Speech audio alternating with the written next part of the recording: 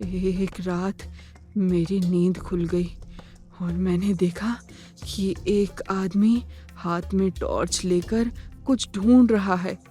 जब मैं उसके पास गया तो देखा कि वो सक्सेना साहब थे। वो अवंतिका मैडम को ढूंढ रहे थे, लेकिन वो कहीं नहीं मिल रही थी। उन्हें ढूंढते हुए हम घर से बाहर निकले और जो हमने देखा। ये कहते हुए जीतू काका कांप जाते हैं। ऐसा क्या देखा था जीतू काका और मिस्टर सक्सेना ने? क्या है अवंतिका का राज? सुहानी जीतू काका से कहती है, आपने क्या देखा? जीतू काका सामने बैठे युवराज को देखते हैं, मानो वो युवराज से पूछ रहे हों कि उन्हें सुहानी को आगे की बात बतानी चाहिए या नहीं। युवराज फिर से जवाब में अपनी पलकें झपका देता है। जीतू काका युवराज का जवाब समझ आते हैं और आगे कहते हैं, उस रात जब हम उस कुएं के कुछ पास पहुंचे तो हमने देखा कि वहां एक औरत खड़ी है। उस औरत ने लाल रंग की साड़ी पहनी थी और उसके लंबे बाल बिखरे हुए थे। वो चांदनी रात थी, इसीलिए कुएं के पास का नज़ारा हमें बिल्कुल साफ दिख रहा था। हम एक पेड़ की आड़ में खड़े होकर वो सब देखने लगे। उस औरत के सामने एक आदमी खड़ा था जो अपनी जान की भीख मांग रहा था। तभी उस औरत ने उस आदमी का गला पकड़कर उसे जमीन से ऊपर उठा दिया और उस औरत के बड़े बड़े नाखून उस आदमी की गर्दन में घुस गए। उस आदमी के गले से खून की धार बह रही थी और वो दर्द से छटपटा रहा था। कुछ देर तक तड़पने के बाद उस आदमी ने अपना दम तोड़ दिया। ये देखकर मैं और सक्सेना साहब बहुत घबरा गए थे, लेकिन हमारे होश तो तब उड़ गए जब वो औरत पीछे मुड़ी। वो औरत और कोई नहीं बल्कि अवंतिका मैडम ही थी। हम उन्हें देखकर एक मोटे से पेड़ के पीछे छुप गए। वो बिना इधर उधर देखे चलते हुए अपने उसी घर के अंदर चली गईं। ये सब देखकर मुझे समझ आ गया था कि वो साया अवंतिका मैडम के ऊपर हावी हो रहा है और वो अपना शिकार करने के लिए उनका इस्तेमाल कर रहा है। शायद उस समय तक वो साया इतना ताकतवर नहीं था कि खुद अपना शिकार कर सके, इसीलिए उसने अवंतिका मैडम को जरिया बनाया। इस घटना के बाद सक्सेना साहब को भी इन बातों पर विश्वास करना पड़ा। अगले ही दिन सक्सेना साहब ने शिमला के एक बहुत बड़े पंडित को घर बुलाया। पंडित जी अपने कई शिष्यों के साथ उस घर में आए। उस घर में कदम रखते ही पंडित जी को पता चल गया कि वहाँ किसी अतृप्त आत्मा का साया है। उन्होंने उस साये को कैद करने के लिए उसी दिन घर में हवन करने का फैसला किया। उस दिन अवंतिका मैडम सुबह से ही अपने कमरे में थी और सक्सेना साहब शिवी बिटिया के साथ घर के हॉल में पंडित जी के साथ थे। जैसे ही हवन शुरू हुआ, अवंतिका मैडम अपने कमरे से बहुत ही गुस्से में नीचे आ गईं। हॉल में आते ही उन्होंने गुस्से में उस हवन को बंद करने के लिए कहा। सुहानी सवालिया नजरों से जीतू काका को देखते हुए कहती है, तो क्या वो हवन रुका? जीतू काका कहते हैं, उसके बाद जो हुआ वो सक्सेना साहब के लिए किसी भयानक सपने से कम नहीं था। सुहानी जीतू काका से सवाल करती है, ऐसा क्या हुआ था? काका आगे कहते हैं, जब अवंतिका मैडम के बहुत कहने पर भी हवन नहीं रुका तो उनका गुस्सा और भी बढ़ने लगा। वो गुस्से में गुर्राने लगी और उनकी आंखों की पुतली छोटी होने लगी। अब वो साया फिर से पूरी तरह अवंतिका मैडम पर हावी हो गया था। अगले ही पल हॉल में तेज हवा चलने लगी और वहां रखा सारा सामान अपने आप हिलने लगा। ये देखकर वहां खड़े सभी लोग डर गए थे, लेकिन पंडित जी ने हवन जारी रखा। जब अवंतिका मैडम की बहुत कोशिशों के बाद भी हवन नहीं रुका तो उन्होंने सक्सेना साहब से शिवी को छीन लिया। उन्होंने शिवी के गले पर चाकू रखकर धमकी दी कि अगर हवन बंद नहीं किया गया तो वो शिवी को मार डालेगी। शिवी की जान खतरे में देखकर सक्सेना साहब डर गए और उन्होंने हवन वहीं रोक दिया। अगली सुबह उस कुएं के पास अवंतिका मैडम की लाश मिली। उन्हें उस साय ने बिल्कुल उसी तरह मार दिया था जैसे वो अपने बाकी के शिकार को मारता था। अवंतिका मैडम की मौत के बाद सक्सेना साहब पूरी तरह टूट गए थे। उनकी तो जीने की इच्छा ही खत्म हो गई थी, लेकिन शिवी के लिए उन्होंने जीवन में आगे बढ़ने का फैसला किया। अवंतिका मैडम की मौत के कुछ दिन बाद ही शिवी के भी बर्ताव में वही बदलाव आने लगे थे जो शुरू में अवंतिका मैडम में आए थे। ये देखकर सक्सेना साहब डर गए थे। उन्होंने कई पंडित और तांत्रिकों की मदद ली, लेकिन कोई फायदा नहीं हुआ। शिवी का गुस्सा भी धीरे धीरे बढ़ने लगा था और वो हिंसक होने लगी थी। तभी सक्सेना साहब को हिमालय के किसी सिद्ध अघोरी के बारे में पता चला। वो शिवी को लेकर उनके पास चले गए और जब वापस आए तो शिवी ठीक हो चुकी थी। शायद उन अघोरी ने ही शिवी बिटिया को ठीक किया था। फिर एक सुबह जब मैं उठा तो सक्सेना साहब और शिवी बिटिया घर में नहीं थे। मैं सोच में पड़ गया कि वो दोनों इतनी सुबह सुबह कहाँ चले गए।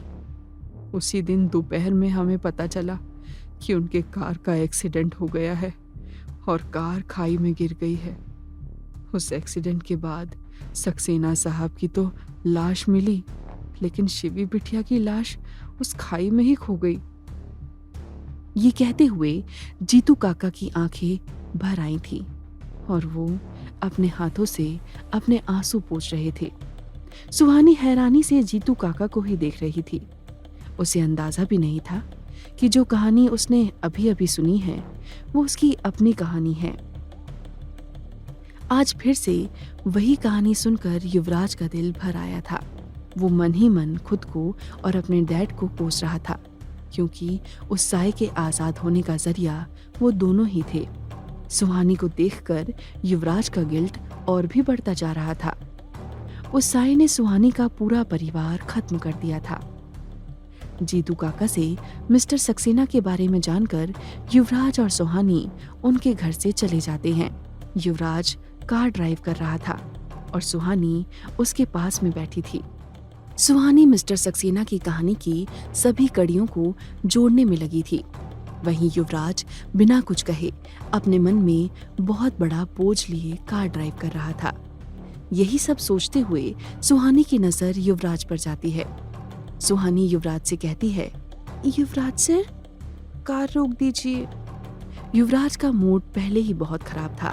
फिर सुहानी के ये कहने से वो इरिटेट होकर कहता है, तुम मुझे यहाँ कार रोकने के लिए क्यों कह रही हो?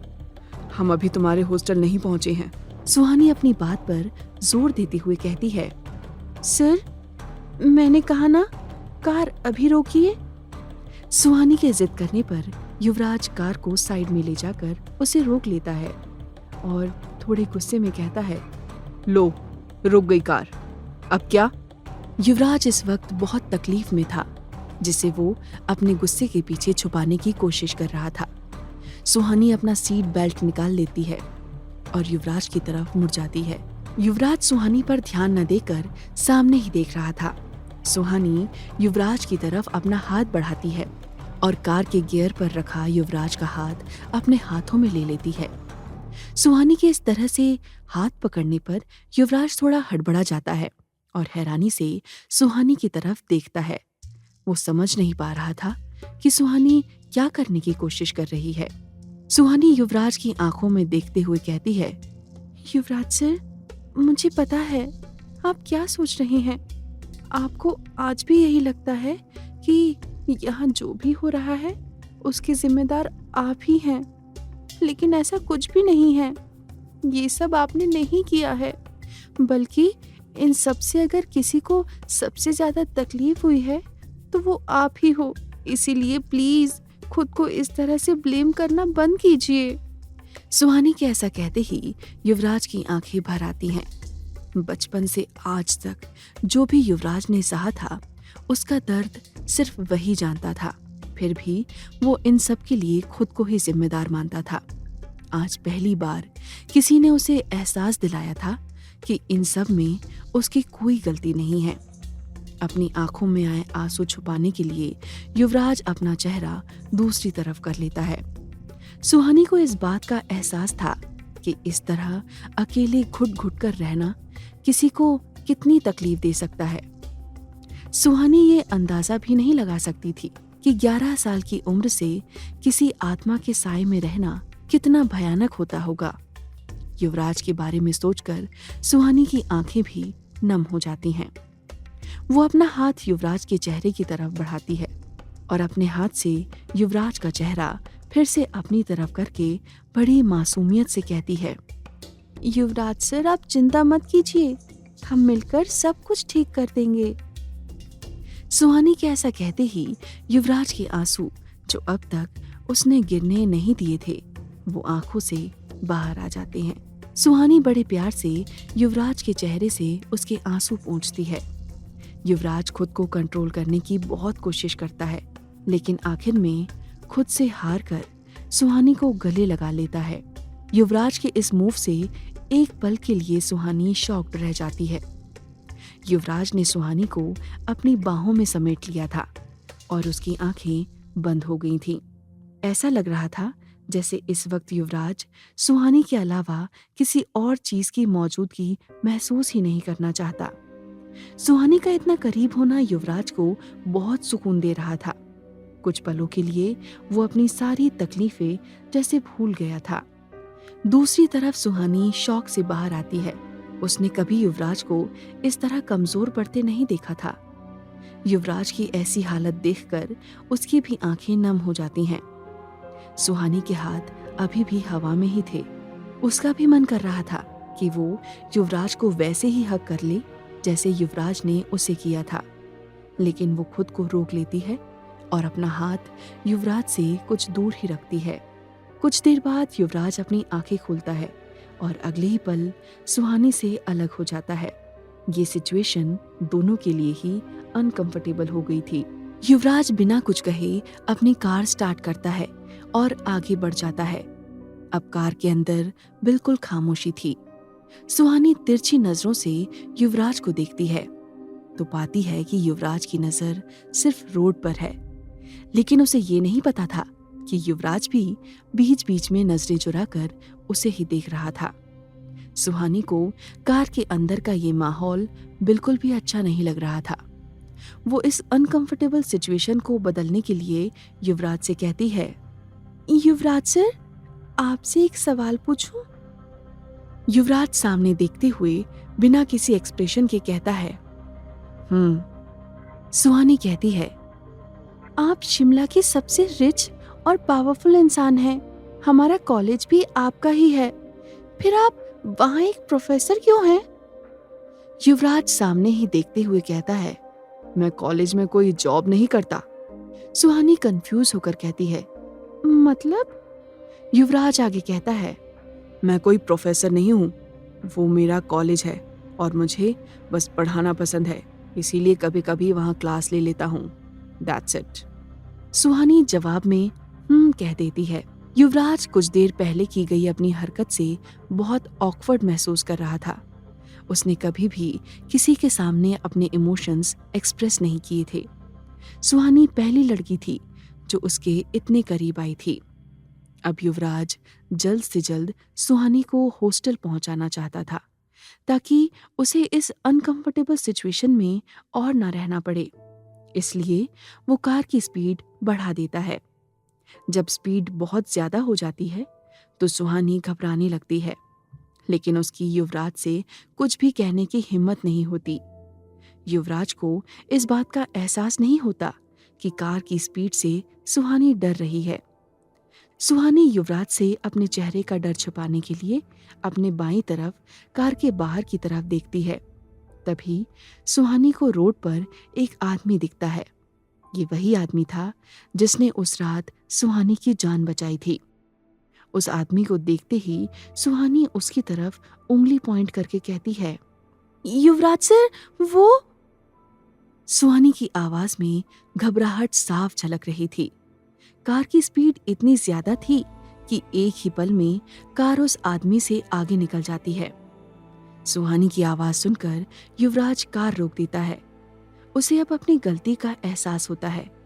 युवराज को लगता है कि शायद सुहानी कार की स्पीड की वजह से घबरा गई है। कार के रुकते ही युवराज सुहानी से कहता है, क्या हुआ, तुम ठीक हो?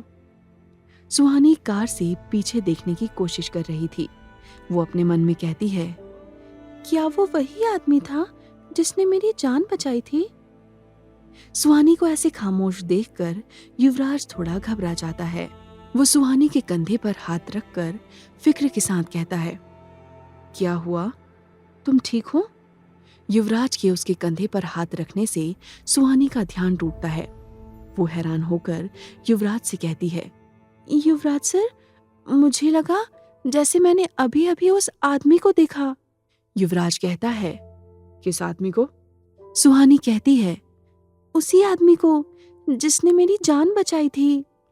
कौन है वो आदमी और क्या है उसका सुहानी से रिश्ता?